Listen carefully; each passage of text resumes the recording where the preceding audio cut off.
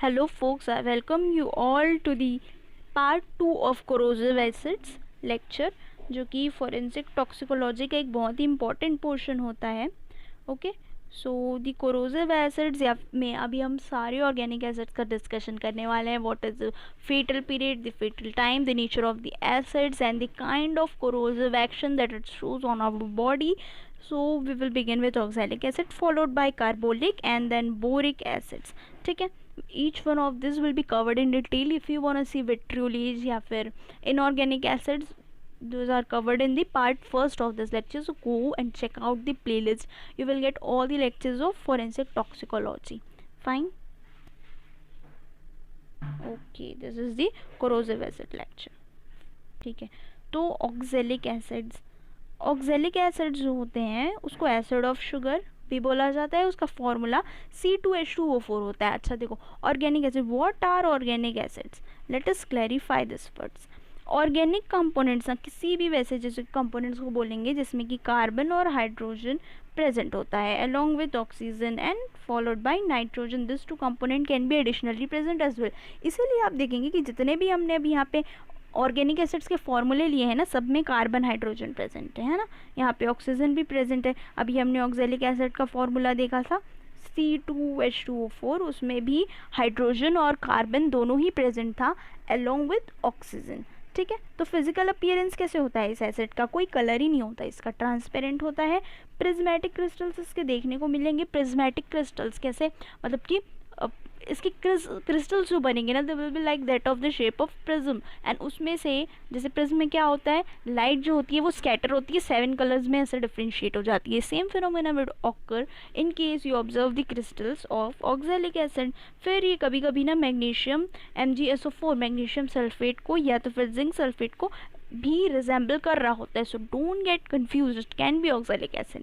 Okay, then oxalic acid ज़्यादातर ना naturally occurring होता है. किस में होता है, टोमेटो में होता है, बीट रूट्स में होता है, लीव्स में होगा, पार्सली, स्पिनच, इस तरह की ग्रीन लीफी वेजिटेबल्स में ये ज़्यादातर देखने को मिल जाएगा. वैसी वेजिटेबल्स जिनका ना थोड़ा डार्क ग्रीन कलर होता है जिनके लीव्स का, राइट, तो वो सारी चीज़ों में आपको ऑक्जेलिक एसिड देखने को मिलेगा. ये था एक इंट्रोडक्शन. नाउ यूजेस क्या क्या होते हैं इसके, तो ये ना responsible for forming soluble chelates along with iron. Iron के साथ मिल जाएगा, सॉल्युबल कीलेट्स बना देगा. इसकी ये प्रॉपर्टी जो होती है ना, वो इसको ब्लड के रिमूवल के लिए, या तो फिर कहीं पे ब्लड स्टेन हो गया, या तो फिर रस्ट, जंग का जो स्टेन होता है उसको रिमूव करने के लिए यूज़ होता है. अब ज़्यादातर किस में रस्टिंग होती है, मेटल्स में होती है. सो क्लीनिंग ऑफ मेटल के लिए भी ये यूज़ हो जाता है, क्योंकि ये क्या करता है, अभी हमने बोला कीलेट फॉर्म करता है. किसके साथ करता है, आयरन के साथ करता है. ठीक है, उसके साथ साथ इसका क्वेश्चन डॉक्यूमेंट भी हमने जब एक लेक्चर किया था हमने क्वेश्चन डॉक्यूमेंट का, सीक्रेट राइटिंग वाला या फिर डिलीशन वाला, ऑब्लिटरेशन वाला, उसमें हमने देखा था कि it is use to remove signature and writing from the documents in case of the forgery. तो फोर्जर इस मेथड को भी यूज़ कर सकता है डिलीशन कैरी आउट करने के लिए. अगला देखते हैं कि इसकी फेटल डोज क्या होती है. फेटल डोज मतलब कि इतने डोज पे अगर इसको ले लिया गया तो ये डेथ का रीज़न भी बन सकता है. तो 15 to 20 ग्राम मोस्टली यही डोज हमें आगे भी देखने को मिलेगी बाकी के सारे एसिड्स में. फिर इसके बाद फेटल पीरियड की बात करें तो 1 to 2 आवर्स तक में ये डेथ कॉज कर सकता है कि रीनल फेलियर, किडनी फेलियर हो सकता है इससे, और 2 दिन से लेके 2 हफ्ते तक में भी डेथ ऑकर हो सकती है. PM फाइंडिंग्स क्या क्या है भाई, पता कैसे चलेगा कि अगर डेथ हुई है तो उसका रीज़न हमारा ऑक्जेलिक एसिड था. सबसे पहले एक्सटर्नल फाइंडिंग्स देख लेते हैं. वैसी फाइंडिंग्स जिसको हम बिना चीर फाड़ किए ही, बिना पोस्टमार्टम किए ही पता लगा सकते हैं, प्रॉपर बिना इंसिजन्स के. ठीक है, तो कोई भी ऐसी स्पेसिफिक फाइंडिंग इसकी नहीं होती है. हालांकि कुछ बर्न्स देखने को मिल सकते हैं फेस में या तो फिर बाकी बॉडी पार्ट्स में, बाकी स्किन में. इंटरनल फाइंडिंग की बात करें तो माउथ, टंग या फेरिंग्स, ये जो भी आपकी ओरल कैविटी है ना, उसमें ब्लीचिंग हो सकती है और कोरोजन भी हो सकता है. क्यों भाई, क्योंकि ये तो है ही कोरोसिव एजेंट. कोरोसिव एजेंट का तो काम ही होता है बॉडी पार्ट्स को कोरोट करना. फाइन, या तो फिर इसमें विजरल, जो भी आपके विजरा क्या होते हैं, जो भी स्टमक हो गया, इंटेस्टाइन्स हो गए, जितने भी इंटरनल ऑर्गन्स होते हैं उनको विजरा बोलते हैं. वो सारे कंजेस्ट हो जाए रहेंगे, उनका कंजेशन देखने को मिलता है. वहीं पे किडनी भी रहेगी, वो स्वेल हो जाएगी एंड साथ ही साथ उसमें भी कंजेशन देखने को मिलता है, सिकुड़ जाएगा वो जो भी ऑर्गन है वो. ओके, देन कार्बोलिक एसिड, जिसको हम कॉमनली फिनोल के नाम से भी जानते हैं, C6H4OH इसका केमिकल फॉर्मूला होता है। फिनोल भी सेम, एकदम सेम प्रॉपर्टी है, क्रिस्टलाइन फॉर्म में प्रिज्मेटिक शेप देखने को मिलेगा, उसके साथ साथ कलरलेस भी होता है। अगर एयर में एक्सपोज कर दो तो वो पिंक कलर हो जाता है, ठीक है। फिर इसके बाद फिनॉल जो रहेगा वो थोड़ा सा एसिडिक नेचर का भी होता है, और इसके जो मॉलिक्यूल्स होते हैं ना वो H+ आयन लूज तो करते हैं बट वीकली, उतना स्ट्रॉन्ग नहीं होता है ये एसिड, ठीक है। जितना ज़्यादा H+ आयन लूज़ करता जाएगा उतना स्ट्रॉन्ग एसिड उसको माना जाता है ना। तो इसका pH कम है, इसका pH कम नहीं है, pH इसका थोड़ा सा ज़्यादा होता है as compare to other strong acids that we have already discussed about, जैसे कि सल्फ्यूरिक एसिड या ये सब हो गया। जितना कम pH होता है ना एसिड, उतना ज़्यादा स्ट्रॉन्ग माना जाता है। फॉर एग्जांपल किसी का pH 2 है, ज़्यादा स्ट्रॉन्ग है, 3 है, ज़्यादा स्ट्रॉन्ग है, 1 है, वो थोड़ा ज़्यादा स्ट्रॉन्ग है। बट जैसे जैसे pH ना आपका बढ़ता जाएगा, 7 की तरफ चला जाता जाएगा, वैसे वैसे उसकी बेसिसिटी इंक्रीज़ होती चली जाती है किसी भी कंपोनेंट की। तो अगर किसी का pH 5 है तो वो उतना स्ट्रॉन्ग नहीं माना जाएगा जितना कि pH 3, pH 2, pH 1 वाला माना जाएगा, ठीक है। Now what are the uses of phenomena? Antiseptic agent है, डिसइंफेक्टेंट प्रॉपर्टी रहती है इसमें। लाइजोल जो होता है जो कि क्लीनिंग के लिए यूज़ होता है mostly, as you have seen in the advertisement. तो Lysol is 50% solution of cresol, ठीक है, जो कि यूज़ होता है for saponification of vegetable oil. फिर डेटॉल जो होता है उसमें भी आपका फिनॉल प्रेजेंट होता है, बस ये है कि it is chlorinated with terpenol. Fine.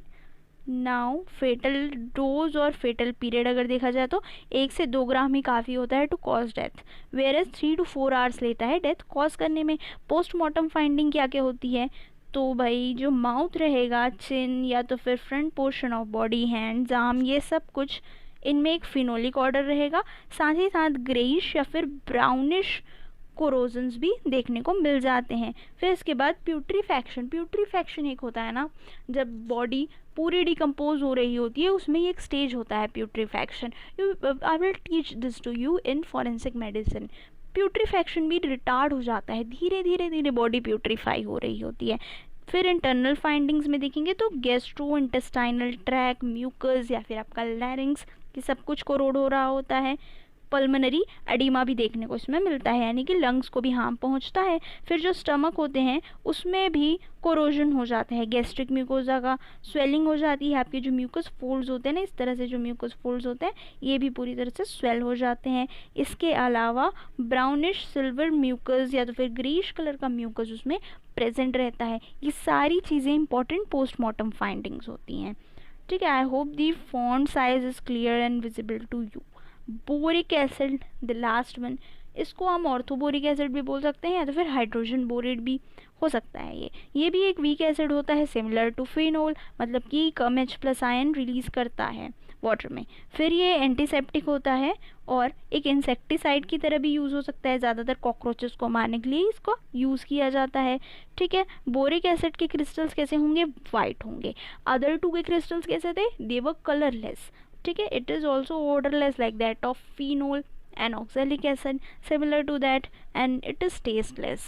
Oxalic acid is not tasteless. In case you know the taste of tomato, it is not tasteless. Okay. फिर अब common symptoms along with sign and symptoms, तो गौतम बिस्वास sir की book से ये मैंने table लिया है। It is very important for net point of view, क्योंकि कभी कभी क्या होता है ना, उसमें से डायरेक्ट टेबल में से क्वेश्चंस उठ के आ जाते हैं। So you must be very careful with each and every table, okay. तो देखो क्या क्या कहाँ पे साइन एंड सिम्टम हमको कॉमनली देख सकते हैं। ये PM फाइंडिंग्स हैं, PM फाइंडिंग्स, ओके। GIT में सबसे पहले GIT से रिलेटेड, गैस्ट्रोइंटेस्टाइनल ट्रैक्ट से रिलेटेड, नोशिया हो सकता है, vomiting. Nausea is a feeling की वॉमिटिंग लाइक होने वाली है टाइप से, that is the nausea. You must be feeling nauseous before actual vomit happens. Then diarrhoea हो सकता है ना। ओकेशनल क्रैम्प्स हो सकते हैं, जिसको हम गैस्ट्रोएंटेराइटिस से भी कंफ्यूज कर सकते हैं, but it is not gastroenteritis but actually the case of boric acid poisoning. फिर एमएसएस एंड डायरिया में B bluish green in color, the fecal matter might be bluish green, ये कहना चाह रहा है। फिर डर्मल, स्किन पे क्या क्या इफेक्ट देखने को मिलते हैं? Boiled lobsters can be present, massive area में वो देखने को मिल सकता है। इसके अलावा नेक्रोसिस भी हो सकती है, ठीक है। स्केलेटेड स्किन सिंड्रोम भी जिसको बोलते हैं वो भी प्रेजेंट हो सकता है। रैशेस हो सकते हैं कुछ कुछ आपके बटॉक्स में, सॉक्स में, या तो फिर पाम्स में कुछ रैशेस भी प्रेजेंट हो सकते हैं। सेंट्रल नर्वस सिस्टम में सीजर्स आ सकते हैं, पेशेंट कोमा में जा सकता है। डेलीरियंट कंफ्यूज टाइप का वो थोड़ा सा देखा जा सकता है। फिर इसके बाद रीनल, किडनी से रिलेटेड क्या क्या होता है, किडनी डैमेज हो जाती है। इसके अलावा सीरम क्रेटिनिन, ये भी सब आपको देखने को मिल सकता है किसमें, यूरिन सैंपल में। CVS एंड अदर सिम्टम्स को हम एक साथ डिस्कस कर सकते हैं। CVS cardiovascular system, your heart, tachycardia या फिर हाइपोटेंशन। हाइपोटेंशन क्या होता है, लो ब्लड प्रेशर को हम हाइपोटेंशन बोलते हैं। एंड अनदर टर्मिनोलॉजी इज ट्रेकिकार्डिया, यानी कि हार्ट बीट का तेज़ी से बढ़ जाना। इसके अलावा हेपेटिक इंजरी, लिवर में भी इंजरी हो सकती है, और हाइपरथर्मिया भी हमको देखने को मिल सकता है। ये कॉमन साइन एंड सिम्टम्स हो गए, ठीक है। So this was it for the day.